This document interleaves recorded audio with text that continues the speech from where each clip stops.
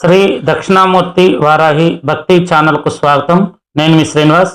ఇక అంటాం మనం గణితం ప్రకారమే వాస్తు ప్లాన్స్ ఉంటాయి. సరే, ఇంటి నిర్మాణం అయిపోయింది. చాలా మంది నన్ను అడుగుతూ ఉంటారు, బిల్డర్లు కట్టిన ఇల్లు కొనాలనుకుంటున్నాం, వాస్తు చూడండి అని చెప్పేసి అని అడుగుతారు. నేను ఖచ్చితంగా చెప్తాను, బిల్డర్లు కట్టిన ఇంటికి అలాగే కట్టేసిన ఇళ్ళకి వాస్తు చూస్తానికి నేను రానండి. ఎందుకంటే ఆల్రెడీ కొత్త ఇల్లులు బిజినెస్ పరంగా వాళ్ళు కట్టుకుంటారు, కొన్ని కోట్ల రూపాయలు ఖర్చు పెట్టి వాళ్ళు నిర్మాణాలు చేస్తూ ఉంటారు. నేను వచ్చి అక్కడ ప్రతిదీ వేలెత్తి చూపుతూ ఉంటే మరలా మీరు కొనుక్కున్న వాళ్ళు ఇబ్బందులు పడుతూ ఉంటారు. కాబట్టి నేను అవి చూడనండి. మీకు వీలైతే స్థలం అనేది కొనుక్కోకముందు ఒకసారి సంప్రదించండి.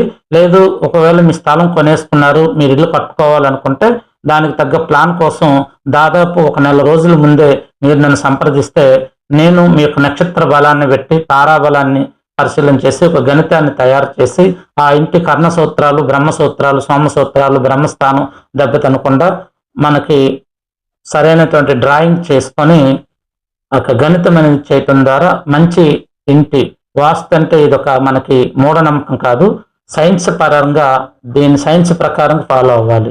వాస్తు అంటే కేవలం కొంతమంది వాదిస్తూ ఉంటారు, వాస్తు అంటే ఏముంది, గాలి వెళ్తే వస్తే చాలు ఇంట్లో, కానీ అది వాస్తవమే కాదని లేదు.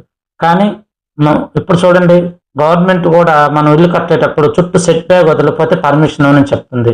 ఎందుకు అలా అంటే, చుట్టూ మనం ఖాళీ స్థలం వదిలితే అక్కడ మనం చెట్లు పెంచుకోవచ్చు. ఆ చెట్ల నుంచి వచ్చేటువంటి స్వచ్ఛమైన గాలి మనం పీల్చడం ద్వారా మనం ఆరోగ్యంగా ఉంటాము.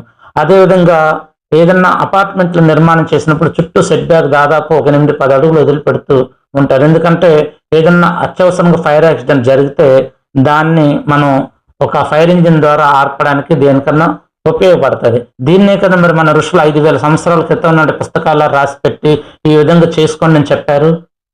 అప్పుడు చెప్పిన ఋషులు చెప్పిందేమో మూఢనమ్మకం, ఇప్పుడు గవర్నమెంట్ సైన్స్ చెప్పిందేమో నిజమని మీరు అనుకుంటారు.